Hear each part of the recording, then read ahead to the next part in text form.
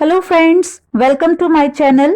Today we are going to start civics and we'll read Unit 1 Diversity, Chapter 1 Understanding Diversity.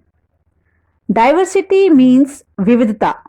तो विविधता क्या होती है, क्यों होती है और भारत में किस प्रकार की विविधता पाई जाती है, तो ये सब हम इस चैप्टर में जानेंगे. साथ ही जानेंगे कि अनेकता में एकता यानी कि यूनिटी इन डाइवर्सिटी क्या होती है और इंडिया की डेमोक्रेसी यानी कि लोकतंत्र में उसका क्या महत्व है. पर अगर आप इस चैनल पर नए हैं तो पहले इस चैनल को सब्सक्राइब कर लें, साथ ही बेल आइकॉन को भी प्रेस कर दें क्योंकि आगे और भी कई इंटरेस्टिंग वीडियोस और आने वाले चैप्टर के बारे में आने वाले हैं जिसकी नोटिफिकेशन आपको मिल जाए. तो अगर आपको वीडियो पसंद आए तो इसे लाइक एंड शेयर जरूर करें. चैप्टर बड़ा है तो इसे हम 2 पार्ट्स के वीडियो में कवर करेंगे. तो चलिए शुरू करते हैं. Chapter 1 understanding diversity part 1. Look around you in the classroom. Do you see anyone who looks exactly like you do? In this chapter, you will learn that people are different from each other in many ways. Not only do they look different, but they might also belong to different regional, cultural, or religious backgrounds. These differences enrich our lives in many ways and also make them more fun. अपनी कक्षा में चारों तरफ नजर दौड़ाइए. क्या कोई ऐसी साथी है जो बिल्कुल आपकी तरह दिखती हो? इस पाठ में आप पढ़ेंगे कि लोग एक दूसरे से कई मामलों में भिन्न होते हैं. ये न केवल अलग दिखते हैं बल्कि वे अलग अलग क्षेत्रों से भी आते हैं. उनके धर्म, रहन सहन, खान पान, भाषा, त्योहार आदि भी भिन्न होते हैं. ये भिन्नताएं हमारे जीवन को कई तरह से रोचक एवं समृद्ध बनाती हैं. All these different people who come from all kinds of backgrounds and belong to all kinds of religions and cultures help to make India so interesting and so diverse. What does diversity add to our lives? How did India become like this? Are all kinds of difference a part of diversity? Can diversity also be a part of unity? Read this chapter to find some answers. ये सभी विभिन्न प्रकार के लोग जो अलग अलग प्रकार के बैकग्राउंड से आते हैं, जो अलग अलग धर्मों एवं संस्कृतियों के हैं, ये सभी इंडिया या भारत को रोचक एवं विविध बनाते हैं या इन भिन्नताओं के कारण ही भारत में विविधता है. अब विविधता या अनेकता हमारे जीवन को किस तरह बेहतर बनाती है? भारत इतनी विविधताओं वाला देश कैसे बना?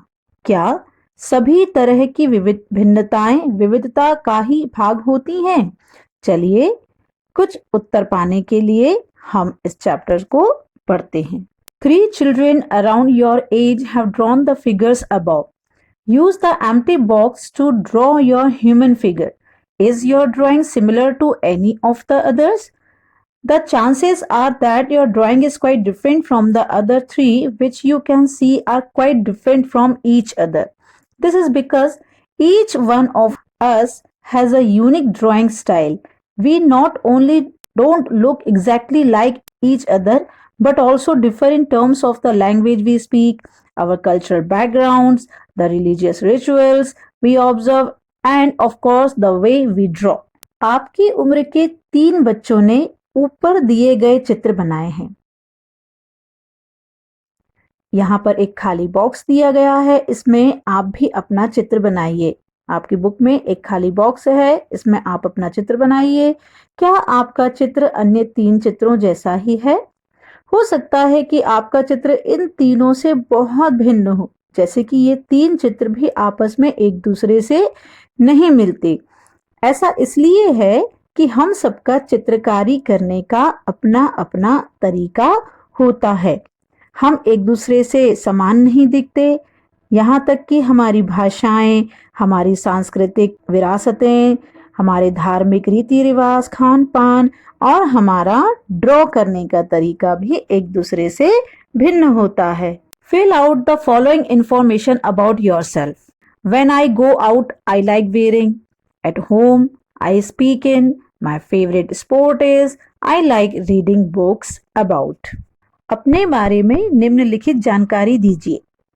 बाहर जाते समय मैं खालिस्तान पहनना पसंद करती हूँ या करता हूँ। मैं घर में खालिस्तान में बातें करती हूँ या करती हूँ। मेरा पसंदीदा खेल खालिस्तान है।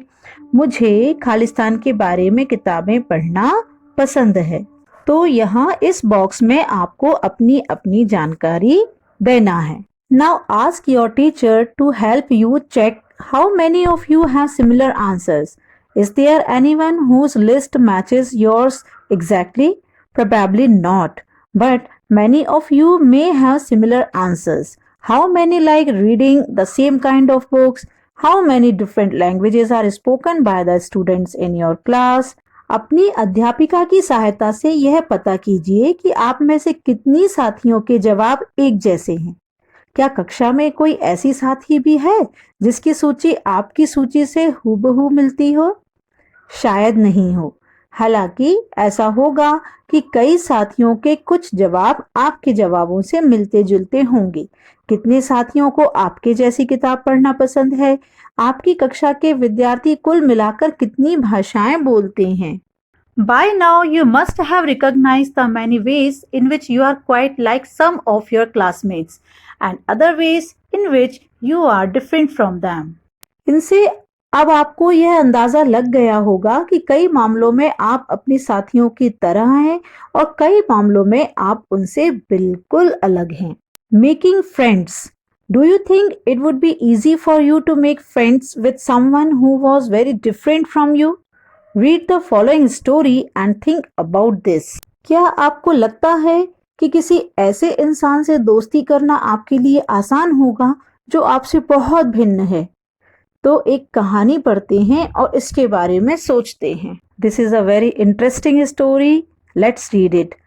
I had meant it as a joke made up for a small ragged boy who sold newspapers at the Janpat crossing at the busy intersection. Every time I cycled past, he would run after me, holding out the English paper and screaming out the evening's headlines in a mixture of Hindi and English words. This time I stopped by the pavement and asked for the Hindi paper. His mouth fell open. यहाँ लेखक एक कहानी सुना रहे हैं। चलिए इस कहानी को पढ़ते हैं। मैंने इसे एक मजाक की तरह लिया। मजाक जो कि फटे पुराने कपड़े पहने उस छोटे से लड़के के लिए था जो जनपद के भीड़ भाड़ वाले चौराहे की लाल बत्ती पर अखबार बेचता था। मैं जब भी वहां से साइकिल से गुजरता वह अंग्रेजी का अखबार हाथ में लहराते हुए मेरे पीछे भागता और उस दिन की सुर्खियों को हिंदी अंग्रेजी के मिले जुले शब्दों में चिल्ला चिल्ला कर सुनाता रहता। इस बार मैं पटरी के सहारे रुका और मैंने उससे हिंदी का अखबार मांगा। उसका मुंह खुला का खुला रह गया। You mean you know Hindi? He asked. उसने पूछा, मतलब आपको हिंदी आती है?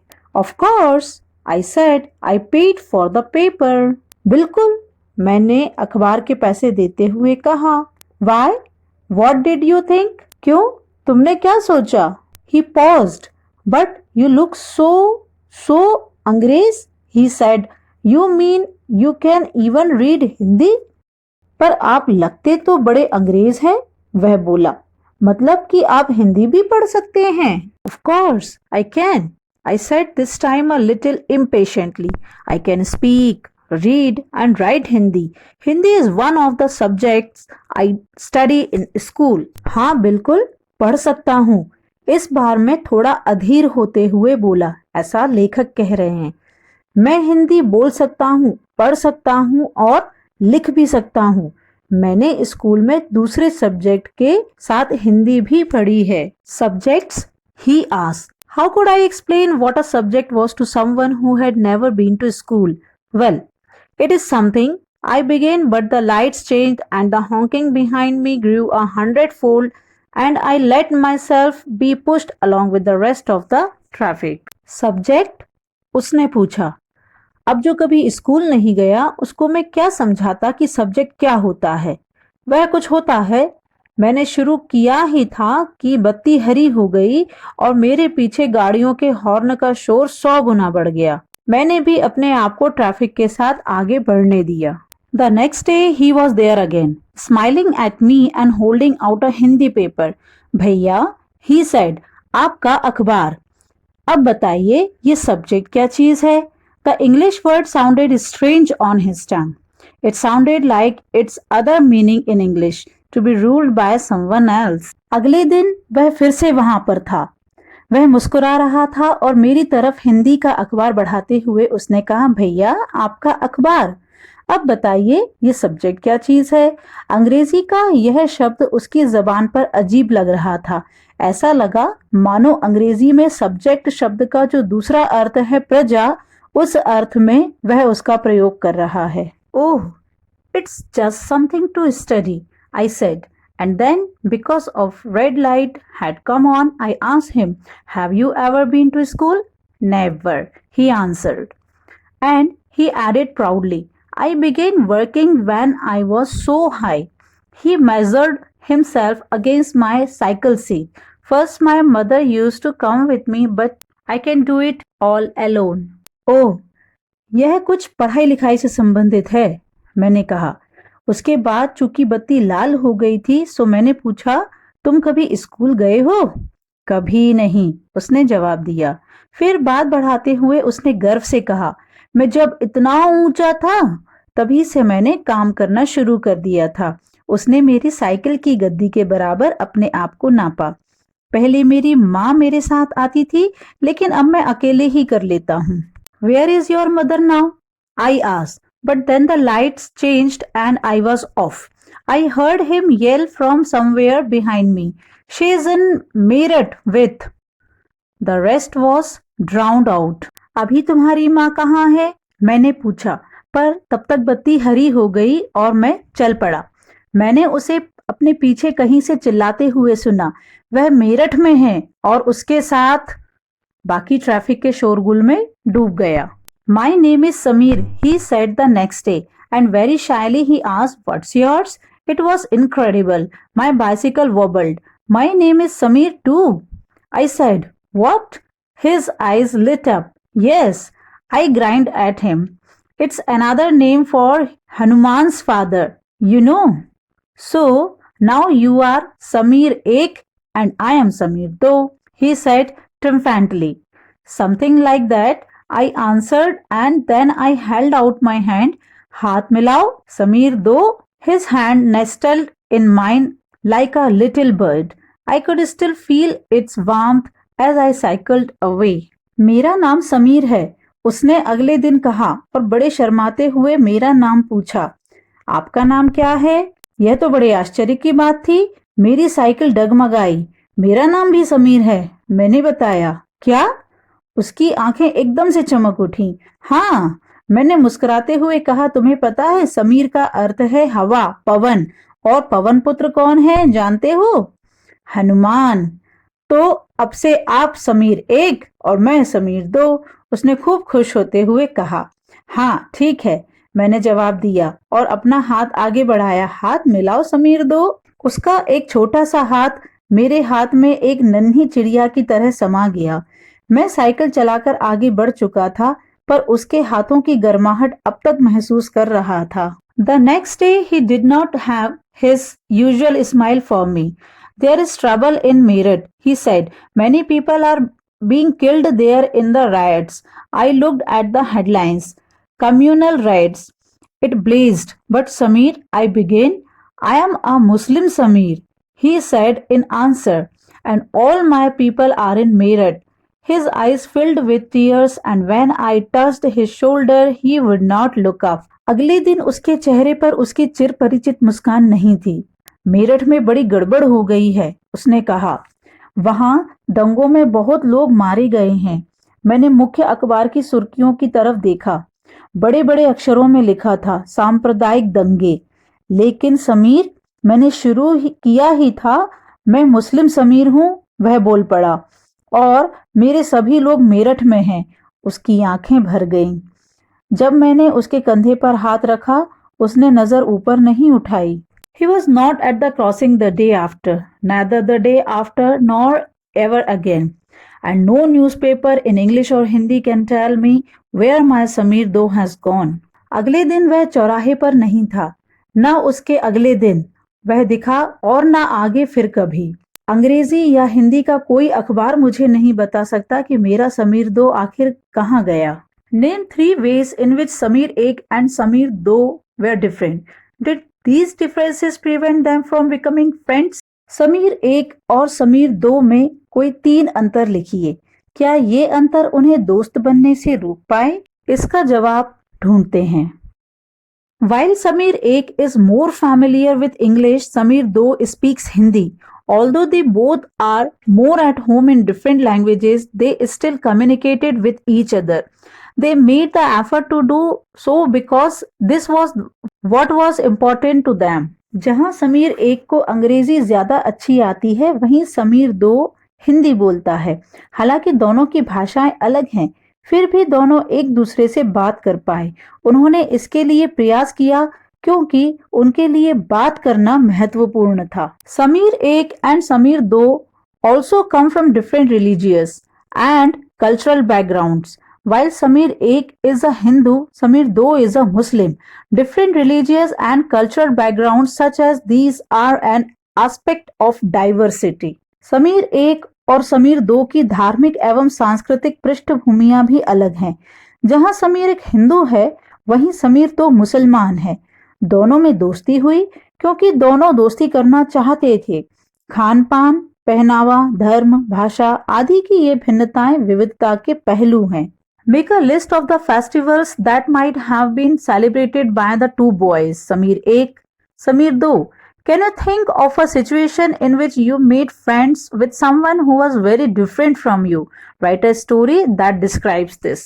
उन त्योहारों की सूची बनाइए जो हो सकता है कि समीर एक और समीर दो मनाते हों। समीर एक, समीर दो। क्या आप ऐसी किसी परिस्थिति के बारे में सोच सकते हैं जब आपने उनसे दोस्ती की जो आपसे बहुत अलग हो? इसका वर्णन एक कहानी के रूप में कीजिए। तो यहाँ पर आपको एक कहानी लिखना है जिसमें आपको एक कंडीशन बनाना है कि जब आपने किसी ऐसे व्यक्ति से मुलाकात की हो, ऐसे व्यक्ति से दोस्ती की हो जो आपसे बहुत ही ज्यादा डिफरेंट हो। तो ये आपको अपनी स्टोरी खुद ही लिखना है। In addition to their diverse religious and cultural backgrounds, there are 2 ways in which Samir Ek and Samir Do are different from each other. For example, while Samir Ek goes to school, Samir Do sells newspapers. अपनी विविध धार्मिक और सांस्कृतिक पृष्ठभूमियों के अलावा समीर एक और समीर दो कई अन्य मामलों में भी एक दूसरे से अलग हैं। उदाहरण के लिए समीर एक ने स्कूल की पढ़ाई की जबकि समीर दो अखबार बेचता था। Discuss. Why do you think Samir Do did not attend school? Do you think it would have been easy for him to attend school if he wanted to? In your opinion, is it a fair situation that some children get to go to school and others don't? चर्चा करते हैं कि समीर दो school क्यों नहीं जाता था। आपकी राय में अगर वह स्कूल जाना चाहता तो क्या जा पाता?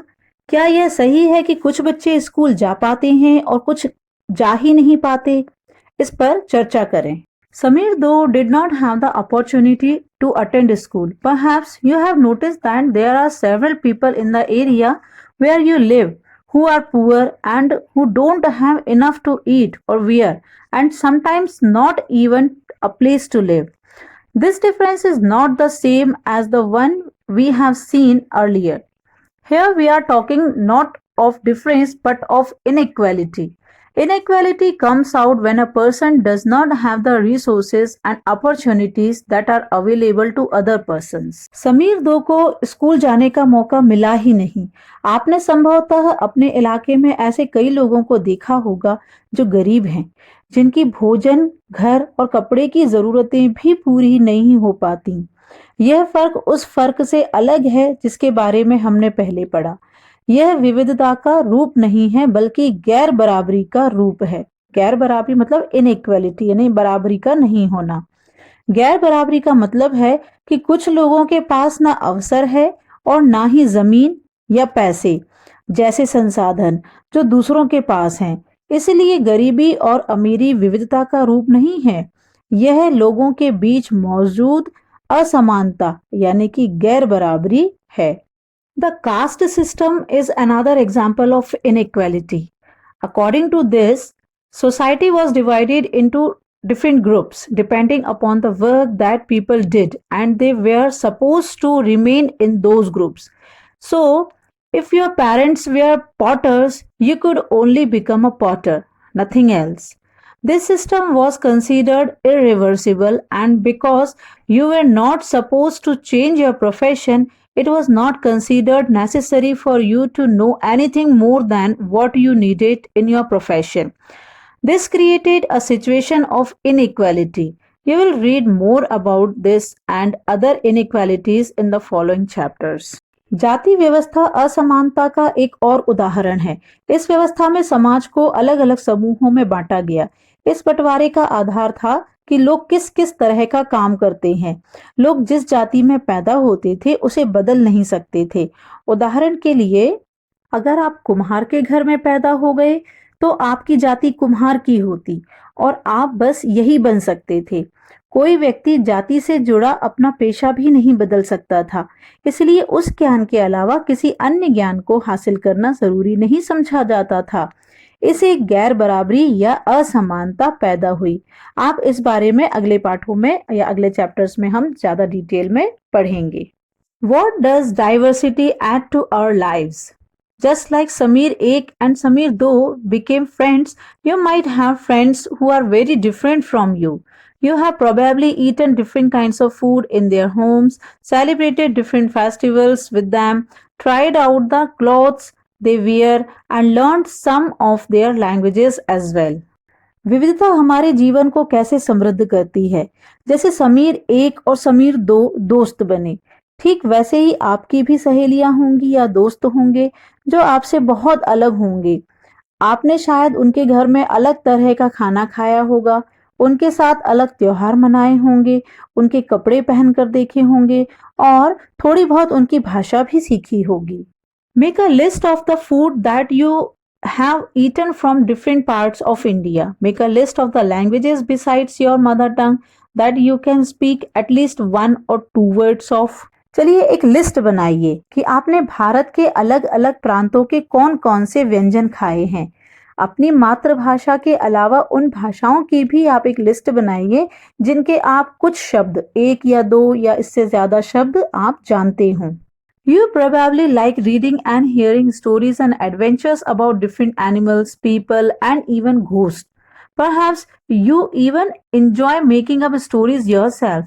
Many young people feel happy when they read a good story because it gives them a lots of idea to make up more stories. People who write stories get their ideas from all sorts of different places, from books and real life and from their imagination.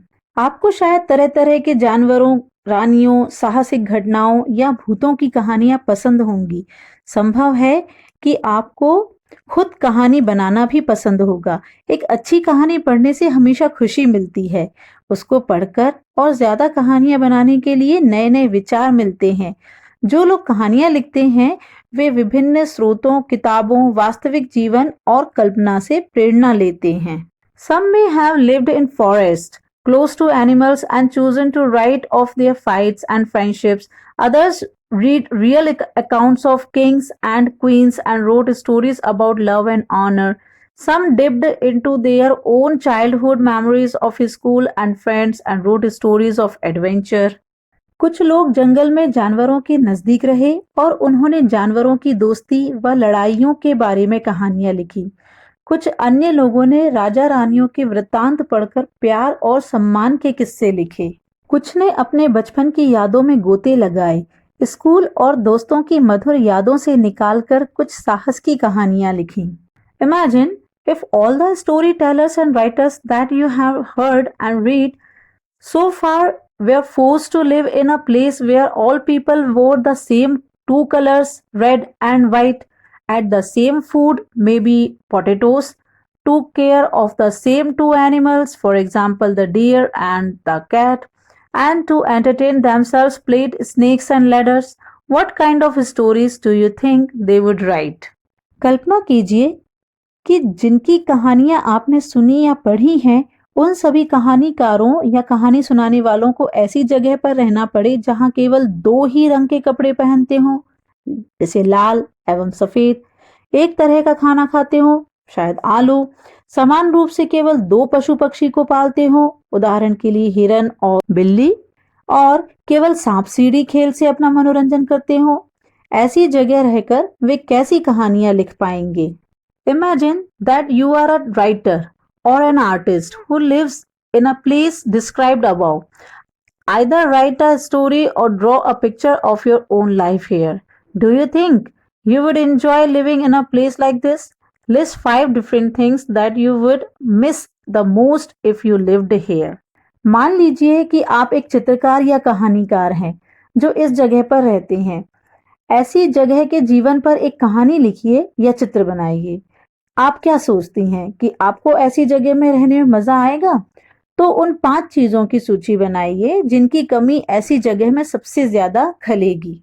तो दोस्तों, इन सभी reading से हम ये निष्कर्ष निकाल सकते हैं कि अगर सबका जीवन समान हो जाए और जीवन में कोई विविधता ना हो तो ये जीवन नीरस हो जाएगा।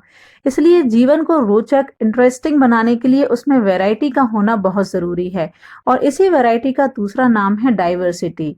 तो जब लोग अलग अलग धर्मों के, अलग अलग जाति के, अलग अलग खान पान, अलग अलग रहन सहन, अलग अलग भाषाओं के लोग जब एक साथ मिलते हैं तो इसी को हम डाइवर्सिटी कहते हैं। तो दोस्तों, वीडियो काफी लंबा होता जा रहा है, तो इस चैप्टर का बाकी का कंटेंट हम नेक्स्ट वीडियो में कवर करेंगे, जिसमें हम डाइवर्सिटी इन इंडिया यानी कि भारत में विविधता किस रूप में पाई जाती है और उसके क्या परिणाम होते हैं, तो ये सभी बातें हम अपने अगले वीडियो में डिस्कस करेंगे। तो तब तक के लिए bye bye, thanks for watching.